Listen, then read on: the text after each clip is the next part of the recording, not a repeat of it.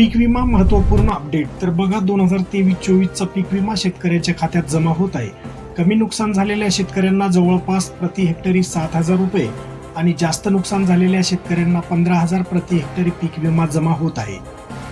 ही सांगण्यात आलेली रक्कम प्रत्येकी पिकासाठी व प्रत्येक जिल्ह्यासाठी वेगळी असू शकते.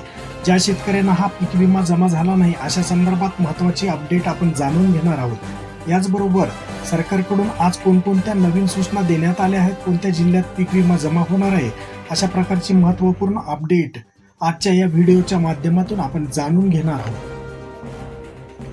तर शेतकरी मित्रांनो, आपण बघूया 8 ते 10 दिवसापासून पीक विमा शेतकऱ्याच्या खात्यात वितरित होणं सुरू झालेलं आहे.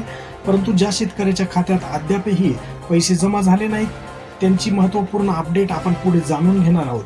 बघा, सध्या राज्यामध्ये लातूर, नांदेड, छत्रपती संभाजीनगर, धाराशिव, धुळे, बीड, परभणी, हिंगोली या जिल्ह्यात पीक विमा वितरित होणे सुरू आहे.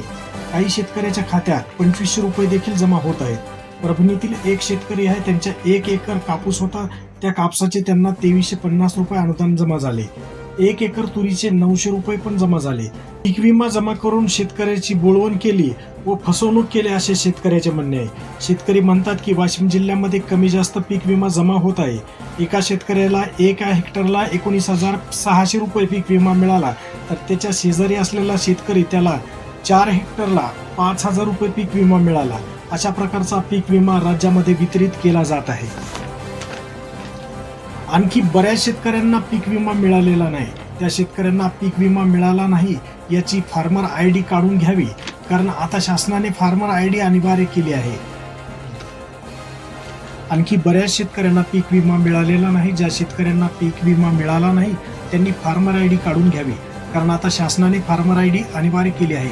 ज्यांच्याकडे फार्मर ID असेल अशा शेतकऱ्यांना कृषी विभागाच्या सर्व योजनेचा लाभ घेता येईल.